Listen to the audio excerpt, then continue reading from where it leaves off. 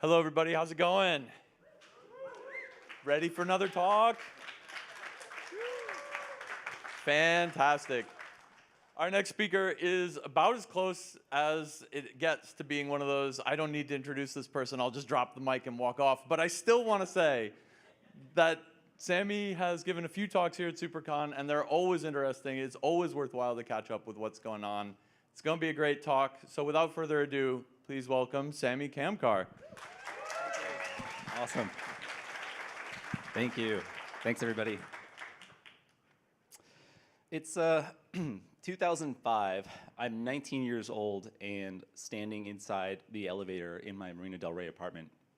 And I'm going downstairs to drive to work in my sweet new car. And there are two guys sitting on the hood of my car. And I realize I'm getting carjacked. And then two more guys walk up and they say, "Samy?" And I realize, oh, carjackers don't know your name. So four guys surround me and they say, "Samy, we have a search warrant for you." I'm like, okay. And they show me badges. They show me Electronic Crimes Task Force, Secret Service, District Attorney of LA, and the California Highway Patrol, probably because of my sweet car. And I'm like, okay. And I was watching a lot of 24 at the time. They say, "Show me the search warrant." So I say, "Show me the search warrant."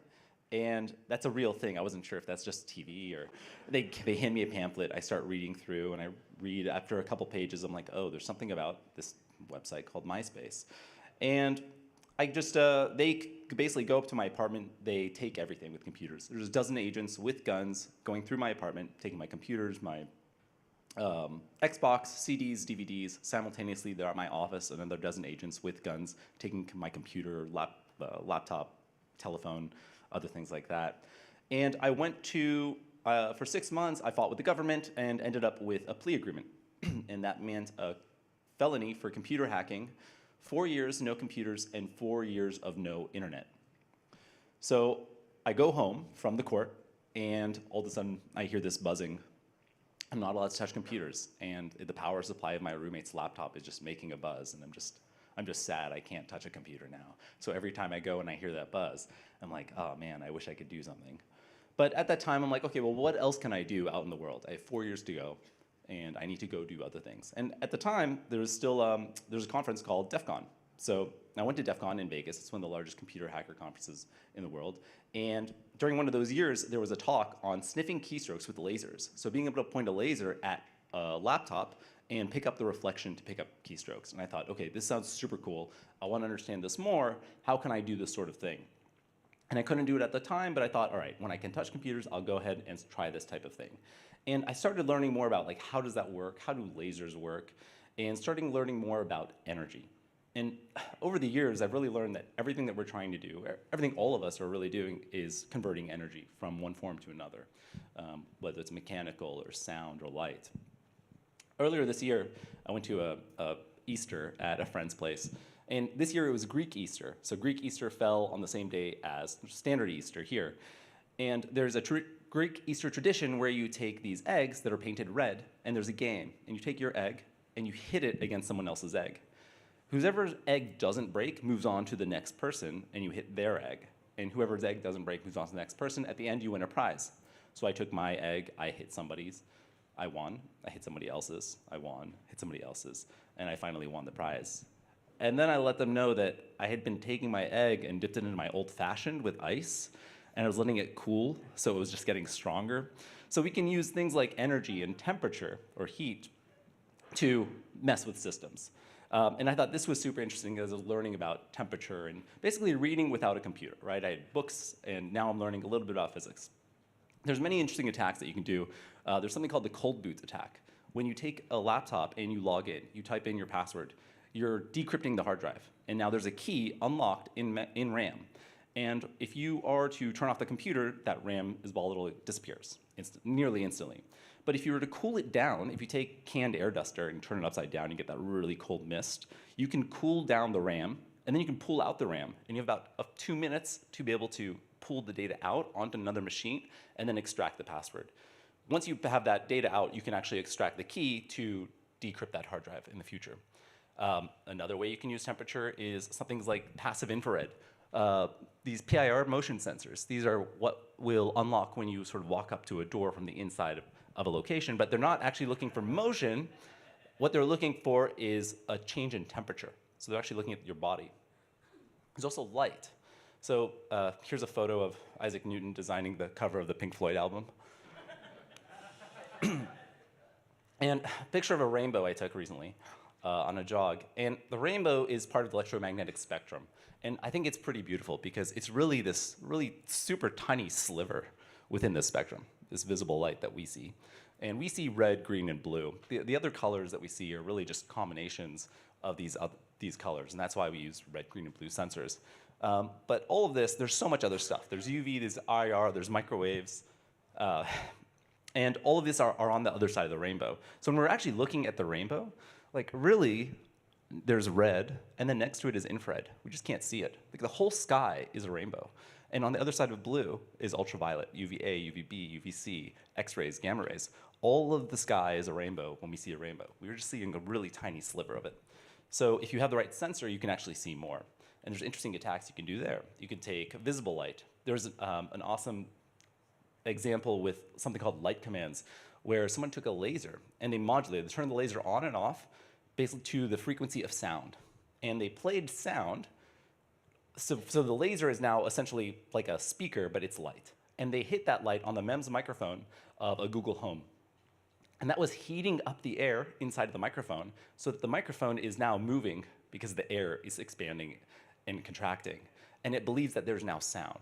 So they're playing sound to a microphone using a laser without any sound. And now they're saying, hey, Google, do this thing for me. There's attacks with infrared. You could take a FLIR IR camera or any IR camera and take a photo of someone after they've entered their ATM PIN, for example. A few minutes after, as soon as your finger touches something, you're leaving heat, right? You're transferring heat between your finger and that button. With UV, you can do awesome attacks, like taking ultraviolet. You can mill into a chip. People have demonstrated these types of attacks here at Hackaday, where you'll mill into a chip or use nitric acid to get at the silicon, and then you'll maybe erase a fuse. Maybe you're building or designing a hardware product, and you don't want people to extract your firmware. So you enable the boot fuse chip, the boot protection flag, in order to prevent people from being able to extract your firmware. Well, you can flip that flag with UV. Excuse me. Then we have magnetism. Magnetism, you can do some pretty cool stuff as well. It was a few years ago, I was out and I was having an old fashioned. And I took an Uber home and realized I left my credit card at the bar. So I was like, okay, well, I should go back to the bar, but I'm lazy, that's why I became a programmer. So I just called the credit card company and got a new credit card. When the card came, I realized most of the numbers were the same. I was like, oh, that's weird. Like, well, most of these, why are these numbers the same? And I started getting interested in, okay, well, what's going on with the credit card? And what's going on in the mag stripe? Is the mag stripe actually magnetic? Like, what does that, is that true? I got this this bag of black iron oxide, and I took my credit card, and I dipped it in here.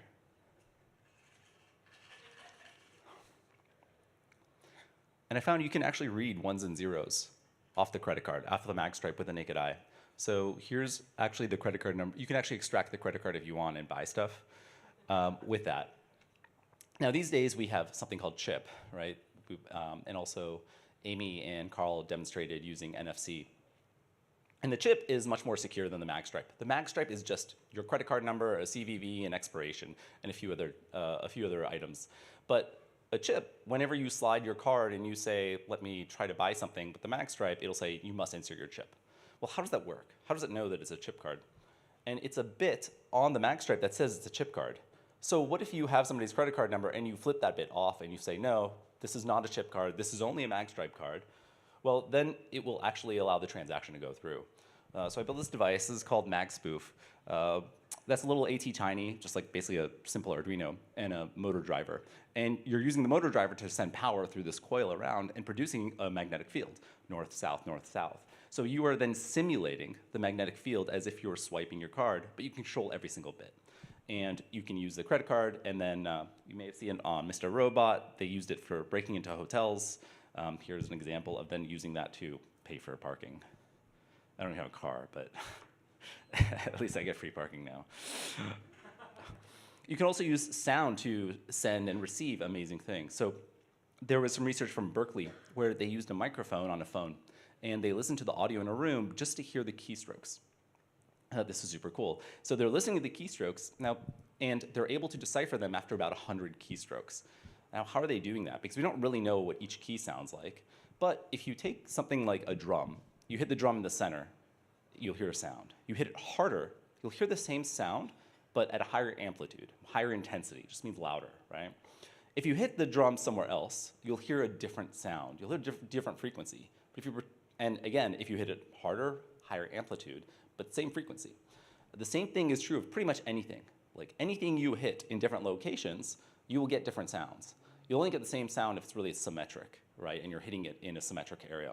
So a keyboard, a physical keyboard, when you're hitting the A key versus the S key right next to it, they produce different sounds. If you close your eyes and you go home and you close your eyes, hit the keys yourselves, hit them loud, hit them soft, you will be able to identify yourself that these are different keys. And you'll also be able to identify that these two keys are the same when you're pressing the same key. So essentially, they're just doing letter frequency analysis to figure out, oh, after this many keystrokes, I know that's the same key as that, as that, as that. So then you're essentially saying, assuming you know what language they're typing, like English, then you'll have spacebar. And space will be your word separator. That's the most ubiquitous key. And now you're playing kind of Wheel of Fortune, like what letter goes where, and you can brute force that with 100 lines of code or 2 lines of vibe coding.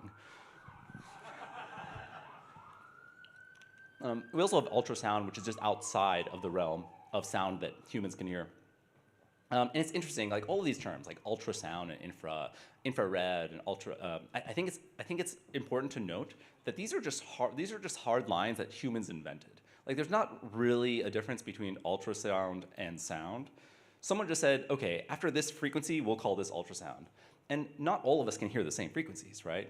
There used to be those high frequency tones that younger people have better hearing. They can hear higher frequencies than older people. Some people can't hear at all. Some people can see red, some people can't. Like all of us are different. So these terms, I think it's important to note that these are just sort of man-made terms, human-made terms. There's an amazing paper about using ultrasound coming from computers. So when a laptop is decrypting or encrypting something, it's using a key. Let's say you're doing RSA. When you're doing RSA and you're encrypting a 1-bit versus 0-bit, you're going to perform different operations. Those different operations are going to use different, let's say, amount of mathematical calculations. Some will use modulo, some won't, or some will use multiplication, and they'll take different amounts of transistors. Those transistors will then pull power from capacitors. Those capacitors will then, you'll be going through inductors. Inductors produce a magnetic field, and you end up producing ultrasound because the capacitor is actually like moving inside of your CPU, inside of your computer. And that produces sound that we can't hear, but a microphone can. And when you pull that off, and you know, let's say there's 4,096 operations, you will see 4,096 operations. You can visually see on like a spectrograph, and you can then identify the 1 versus 0 key. And that made me realize, oh, wow, when I was actually listening to my friend's laptop, we can actually pull information. We can figure out what instructions are being executed just by listening, just by taking a microphone and converting that to operations or instructions. And we have radio. So radio is part of the electromagnetic spectrum, just where visible light is. When you're looking at the rainbow, you're also looking at radio. We just can't see radio. So there was the Tempest attack from the NSA in the 60s where they created an antenna and they went into an adjacent room next to a computer and a monitor. And they found that they could listen to what the monitor is displaying. They had so much unintentional radio interference that you would be able to identify what's on the screen and essentially make a copy of the screen. It was known in the 60s. Someone else figured it out in the 70s, told the NSA. The NSA said, yeah, we already know this. Please don't share it. And then it was the 80s before someone else revealed this information publicly. There's also RDS, or like the radios in your car, FM and AM. Who's ever listened to FM in their car and they saw the name of the song playing? It's like Toxic by Britney Spears, right? How does it know that?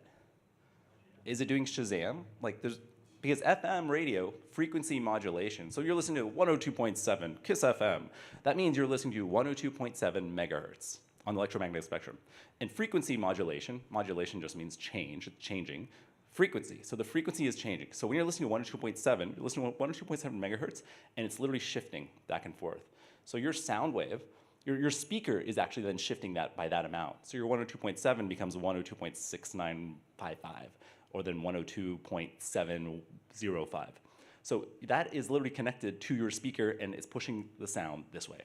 AM radio is the opposite. It's amplitude modulation. So the amplitude or intensity, how high, how much energy is coming, is then shifting. And your speaker is this way. So now your speaker is going to the amplitude like this and pushing air. But with RDS, RDS sits on the outside of FM radio stations. So you're listening to 102.7, around 102.8 is an RDS station, and that's a digital station. So it's sending text, and then that will tell you Toxic by Britney Spears. And you could actually just build a transmitter and transmit your own RDS. I did this to a friend where I threw a little Arduino and a RDS transmitter in his car and a battery. So whenever he drove, he just saw messages from me. He still doesn't know where those messages came from. Now, all of these are just waves. So, like, wave, we have an amplitude and a wavelength. Like, we can also say frequency, but frequency is just the number of times something happens per second. If we're talking about sound waves, that is a speaker. Like, you can take a speaker cone and just move up and down, and that is producing the sound, in fact. Do you guys hear that? No. And also, when we're doing something like taking our Metallica CDs and ripping it to MP3 for backup purposes only, you'll be doing something like sampling. So sampling, let's say we take our, we'll have, say, a microphone connected to our computer, and we will record at a sample rate, so 44,100 times per second, for example. Well, that's the same thing as a camera as your frames per second. So if you're doing a recording at 30 frames per second, that's the same thing as a sample rate. I think it's important to note that all this data is actually connected. So we can consider light as radio, as sound, as infrared, as ultrasound. All of these can be converted to each other, and we can take advantage of these properties. Then we have bit depth, which is just essentially if that were an image, that's how much color there is. So 1 bit would be 0 or 1, which is black or white. The more bits, then the more color resolution that you have. Same with audio. You'll get higher resolution audio. And then we can take waves and we can interfere them. There was a Veritasium video where he demonstrated sort of wave interference, and the water waves behave the same way as sound waves, behave the same way as light waves. That means they reflect, they absorb, they diffract, they refract. All of these properties work across all types of waves, which I think is really interesting. And you can always learn more about these types of waves, physics, from materials online that are freely available. So all of this is energy conversion, and really was super exciting to me because it meant I had the potential ability to listen to what someone was typing on their keyboard. So once I was able to get back onto a computer, I started to try to build this laser microphone. And that's what it is. It's a laser microphone, but it's not really it doesn't have to be a laser. It can be optical microphone. You just need light to bounce off of something that is vibrating. So when you're typing a key on a keyboard, your computer is vibrating. And that vibration is relative to the sound it makes. And that means that your, let's say, screen will actually vibrate that amount. And that will be a different amount for each key you're pressing. Now, how much it vibrates is going to be tied to the amplitude. But as I was learning about this, I was reading about this, I started learning about Lev Theremin. And some of us are familiar with the theremin instrument. So very cool instrument. So he created this instrument that is the capacitor. You put your hand and hear different sounds. Well, this guy, Lev Theremin, also created something called The Thing. And he worked for the KGB. The Thing was the first passive device that you could actually transmit wireless power to, just like an RFID tag, like the tag we saw in someone's arm earlier. The KGB, the Soviet Union, created this gift for the US ambassador in 1945. And it was a plaque, and inside was a microphone with a passive coil. So no battery. So back then, no one realized that you could do this. And they put it inside of the embassy for 2 years before they realized that this technology was possible, as they're just listening to this microphone. Pretty amazing what this technology is, from the dude who brought you the theremin. I think understanding keystrokes, being able to see what people are saying has always fascinated me. I worked on a project some years ago called Keysweeper, and Keysweeper is just a Arduino-based device that you can put a GSM chip, an NRF24, which is a 2.4 gigahertz transceiver, and then that would allow you to sniff any wireless keyboard around from a company that created wireless keyboards. Starts with M, ends in Microsoft. And the FBI then released a notification about this charger because it looks like a USB wall charger, which I thought was kind of funny because so the FBI said additional best practices to prevent a compromise could be limiting which outlets are available for charging, know whose chargers are currently being used, and immediate removal of unknown chargers. But it has nothing to do with the charger. The charger is just something I put it into so that it would look not so, I don't know, bad. So you could put in a banana, at which point you would have to limit which bananas are available, knows who bananas are currently being used, and immediate removal of unknown bananas. So if you see a banana, you should also be concerned. So these guys at DEF CON, Andrea Barasani and Daniel Bianco, they created this keystroke laser device. And what they used was a RX diode, like a photodiode, a battery. They plugged it into their microphone jack. The microphone jack on your laptop is an ADC, it's an analog to digital converter. So it will sample, it will do a sample rate and convert our analog sound, our analog signal, into a digital signal that we can then listen to. And they used the TX laser. It's just a laser, so like a standard diode laser, like a red laser pointer that you'd use. You point it at the laptop and you pick up the reflection. Now I built this and it really kind of didn't work. It sort of worked, but you got really, really, really poor data. Then I used it as a laser microphone. Like, can I just listen to stuff? And you really don't get great audio quality, but this is sort of the state of the art when it came out. So once I built it, I was like, well, can we do better? Like, what are improvements? How can we iterate on this? One thing that is important is you are dealing with laser pointers. You do want to be safe because of sharks. So always make sure you're using ANSI Z136 or EN207 safety goggles. I do have some bad vision from laser stuff a long time ago. Definitely wear safety. I'll show you the hardware of my setup, and then we'll describe it a little bit more. But in my hardware, I added a mixer or an RF bias. So what we're doing is here, instead of just a laser driver like the original design, where it's just a laser and a laser driver, we're also taking in a signal generator and a constant current, and we're mixing that. We'll describe that later. Here's a closer up image. All these slides are available. Source is available. Everything is available at the end. We don't need to go through the super details. A reason just to use the fog machine, just so you see the cool laser bouncing off the laptop. And then on the receive side, what we're doing is I'm using a photodiode, but we'll improve this setup. So the original setup was a photodiode going into your sound card. The sound card has the 44.1 kilohertz sample rate. As I started to build this, I was like, okay, well, what can we do to improve it? Can I use multiple photodiodes to pick up more data? Can we use better lasers? What are the improvements that we can do there? More powerful, but that becomes more dangerous. Then I started building all of this in analog, and this was a pain because now I'm soldering stuff together, and sometimes I'm dealing with high frequencies, and I'm not very good at soldering or at electronics.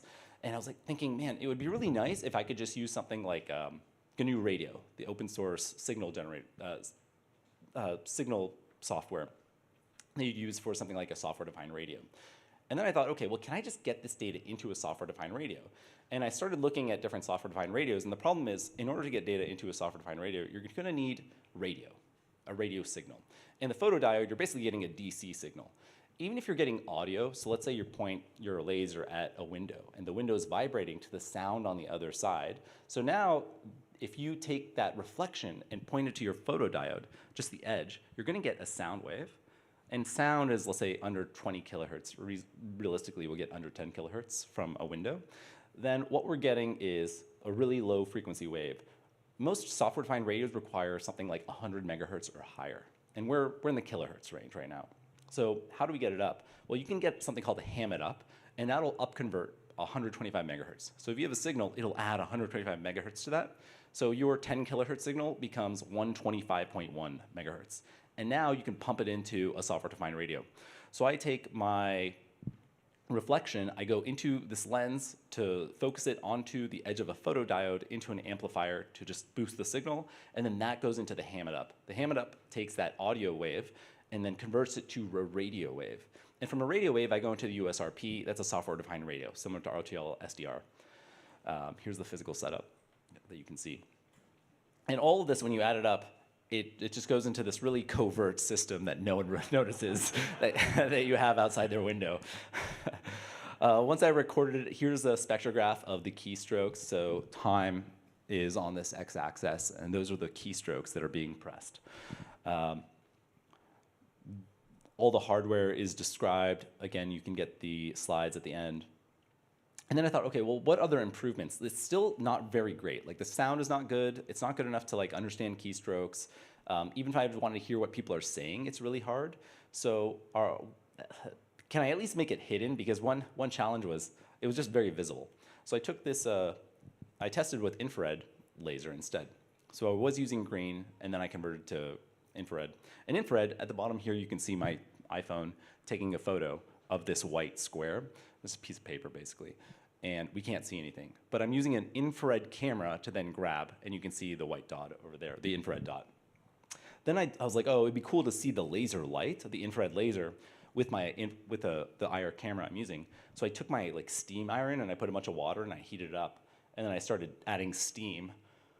So we can start seeing this. I'm like sitting on the ground as I'm steaming this, and then boiling water starts falling on me. And that's why I turned the sound off, because I was screaming as the boiling water started burning me. And as I'm listening to music, and then I see some dots on the wall on the IR camera. I'm like, whoa, what's going on? So I pulled my phone out to change the song on Spotify. I unlocked the phone, which then opened the camera app. And I'm like, what's going on? My iPhone is transmitting all these dots.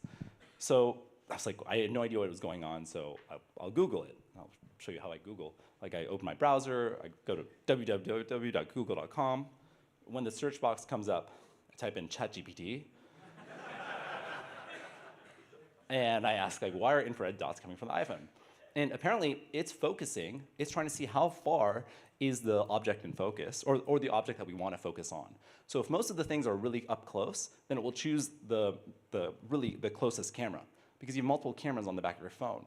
So this helps it determine what camera to use. Then I realized, oh wow, you can just take this and you can add a photodiode and look for the frequency that it's transmitting, right? How often are these turning on and off? And if you detect that, you know someone's pointing their phone at you and they have the camera app open. So now you know someone's pointing their camera at you. And then I'm thinking, oh, you can actually then just transmit IR back and slightly adjust the frequency that you're sending it back, the timing that you're sending it back. And now you're causing them to switch their camera multiple times per second where they can't even focus on you. So new anti-paparazzi measure. And as I'm doing this, I finally realized a way to really significantly improve the audio quality of the signal. And it's by modulating the sound. So, the laser. The biggest problem is that there's your photodiode, which is receiving all the light that's reflecting back off a window or off a laptop, hits your diode, but so does all the other light in the world. Now, you can have filters, but every time you have a filter, you're also removing a lot of the light that you want. And that reduces your signal, and when that reduces your signal, that actually makes it much harder to get decent quality of your output. So how does a radio work? When you're in your car and you have your old school FM radio, you would be listening to 102.7 KISS FM, and you might want to listen to 105.9 K-Rock. So you'll turn your tuner, and it'll go to 105.9, now you're just listening to that. But it's the same antenna, right? It's the same hardware. The hardware did not change. So what's happening is that antenna is receiving both of those radio stations, but your tuner is basically a bandpass filter that's then moving across the frequencies. So as you're sweeping across, you can then choose what frequency. So what if we do that? So instead of just listening to all of the light, we get all of the light on the photodiode, go into our software-defined radio setup, then we get it out onto our computer into GNU Radio, but then we can bandpass filter, and we can do it on what we want. The problem is there's all this other noise around DC, around where our signal is. So what we can do is we can actually turn our laser on and off. So what if we do that at 1 megahertz, at 1,000,000 times per second? So now the laser is turning on and off, and that's originally why we have a signal generator driving the laser, because we can turn it on and off at 1,000,000 times per second, because there's not a lot of light out there that's going at that frequency, at 1 megahertz. Now, when we go into the ham it up, it goes to 1 megahertz plus the 125 megahertz. You're at 126 megahertz. You go into your USRP, or whatever software-defined radio you have, you go into your computer, and now you have a bandpass filter at 126 megahertz. And this removes the DC spike, it removes virtually all the other noise, and you're left with audio that is about an order of magnitude better than any existing laser microphone. At this point, you can hear audio really well. It's good enough that you can now listen to keystrokes, and you can then perform the same types of keystroke attacks that you would if you had a microphone inside the room, except you're not in the room. You're going through a window on the other side of the street with your super suspicious device. I also use this RX split cell photodiode. This gave me a little bit more information because these two black squares are two photodiodes. You can also get a quad. I also noticed that there was someone's hair in here. It's kind of gross. And just to go over the software, the primary software is GNU Radio. So this is the flow graph you can download on GitHub. It looks like a lot of stuff is happening. Very little is happening here. It's just mostly variables. But we're basically taking our signal source. We are going through a filter which is doing a couple of things. For one, it's essentially a combination of a bandpass filter, and then it brings down our signal back to DC, where we get our audio, and then we perform a demodulation step, which is converting that 1 megahertz back to audio, and then we save it as an audio file. Some of the data. You can also use something like a Salier logic analyzer. So you can hook that up to the output of your amplifier. You just need something with a high sample rate and a high bit depth. Basically, the higher you get, the better audio quality you will get, because we're getting very, very little information from all of this. Just some of the other steps here. This is our AMD modulation, where we're taking that like on and off and converting it back to just the actual audio signal that we want. Then we save it to a WAV file. And now there's still some noise in here, so I use something called Isotope RX, which is audio manipulation software. It's actually really cool software. So people like music producers and people who do mastering will use this software to do things like removing hum, like some type of ground loop, etc. But you can use it to split audio. You can it's one of the few tools, like nowadays we actually have AI models that will be able to, let's say, extract things like drums or vocals. This was doing it years prior. So there's a lot of great tools in there. And then I take it through FFmpeg in order to convert the audio into another format, and then I'm piping it to something called KeyTap3 by this guy, Georgie. And Georgie's GitHub says, I like big VimRC and I cannot lie. I'm also a fan of VimRC, or Vim. And he created this tool called Keyboard Audio. And it's able to take your audio signal and expect there to be keystrokes. And then it tries to match. It says, I know this keystroke and this keystroke are the same. I don't know what they are, but I know they're the same. So then you give it a dictionary, and I give it an English dictionary, and it will then separate all the spaces and then try to figure out, okay, what are the words? So really what we're doing is a transposition cipher. If you're familiar with the Zodiac Killer, he was using a transposition cipher and a Caesar cipher to encrypt crazy messages that he was sending to the police as he was murdering people, which is kind of crazy. But it essentially is solving that in basically 10, 20 seconds. Just a few pictures of the device. Our laser hitting a window, picking up the reflection on the other side. You don't really need the oscilloscope. A lot of this hardware is overkill. It's just what I had on hand. I think we can see, is that a video? Here's a video of it running at high speed. I don't know, it's like 4x or something. And I'll show you the message that I typed and the message that we picked up on the other side. So this was typed, and this is what we detected through the laser. So we're getting about 90% accuracy, which is pretty decent. And then I also figured I might as well get some sound out of it. So here's a recording off of a window from across the street.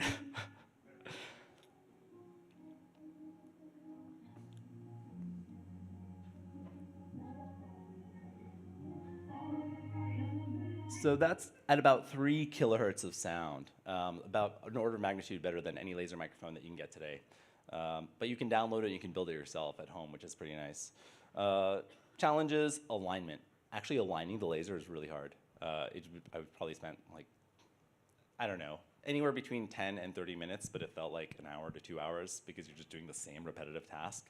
It would be cool to add a motor. Maybe you could just motorize this because you're really trying to not hit the light on the photodiode directly. You're trying to get it on an edge because it's the edge, it's the vibration that you want to pick up.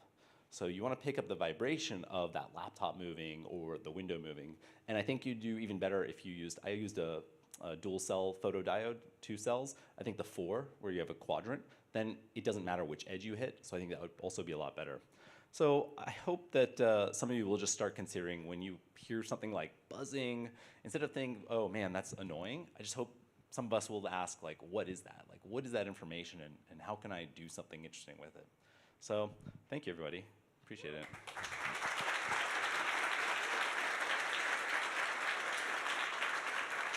I think we have 5 minutes for questions.